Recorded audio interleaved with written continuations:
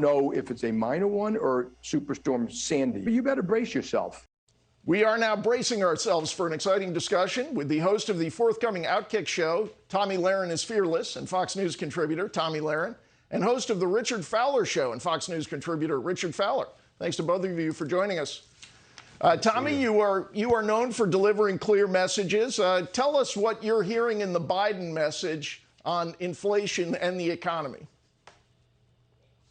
Well, I'm not hearing a whole lot of accountability. Again, it's nice to see somebody claim a mistake here and there within that administration, so I will give them that. But there are a lot more people that need to fess up to what they've done to our economy. And listen, I'll be honest with you, I am no Wall Street economist, but I'll tell you this. When you spend 2+ years discouraging people from going to work, in fact, incentivizing them not to go to work and to close down their business, and then you pump trillions of dollars into the economy via the taxpayer, and then you have extended unemployment, and then you have vaccine mandates, and then people still don't want to go to work, and then the cost of goods goes up because no employer can find anybody that wants to work without paying a high wage. Well, then you have Biden's America, and here we are. Okay, Richard, Biden's America, we do, as we mentioned, still have pretty good job growth. The president said in his Wall Street Journal op-ed that job growth is going to slow. He expects it to.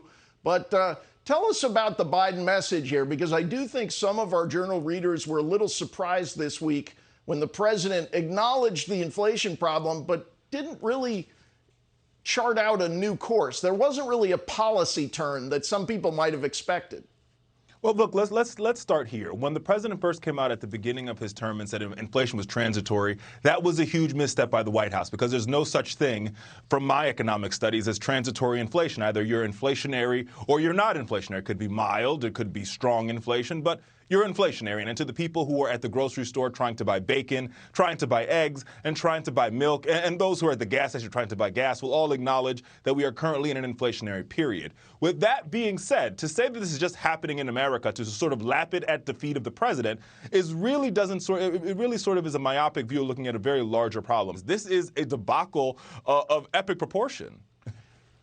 Okay, Tomi, I want to give you a shot at this. The politics of the blame game, if you will, and maybe some of them legitimate. But if the president is saying blame China lockdowns, blame the war, global supply chains, COVID, and he, in his op-ed this week in the Journal, he blamed freight companies, he's blamed meat companies, he's blamed energy companies.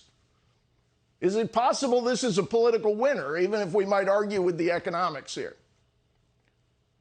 Hey, the midterms are coming up, so you got to blame somebody, right? And if you pass the blame around to enough entities, he thinks that maybe he'll get out of this relatively scot-free. I don't think that's going to happen. As Richard has accounted for, the American people are going to the grocery store and going to the gas pump, and they're looking at Biden, and they're saying, this is you, buddy. It's time for you to take the blame for this. But again, when we talk about COVID and the pandemic, yes, certainly that was a difficult time, but it's more the COVID policies that I believe have crippled our economy. As I alluded to when you first asked me, when you encourage people not to go to work, or you tell people you're going to give them extended unemployment benefits, you're going to give them a stimulus check in the mail 1, 2, 3 times, people stop wanting to go to work. And then when they do have to go back to work, they want to demand wages that these employers cannot pay. So now we're in this situation where that creates also part of the supply chain crisis. Your cost of goods are going up, your cost of services are going up, everything is going up. And when we want to talk about energy, this is particularly important to me because I hail from South Dakota,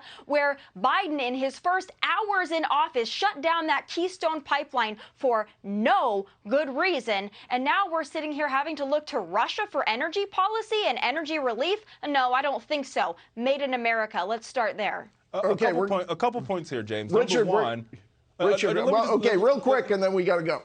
Sure. Listen, in the world where gas prices are right now, yes, the Keystone Pipeline would have created some relief. But here's why we know that oil shale doesn't really work as an alternative. Number one is that the price of oil shale is far too high to produce, which is why the Keystone Pipeline didn't go into action faster. But much of the Canadian oil markets can decide, Richard. But the markets have already decided that. The markets already decided that when OPEC and Russia dumped oil prices a couple years ago in 2017. Okay, we're going to have to leave it there.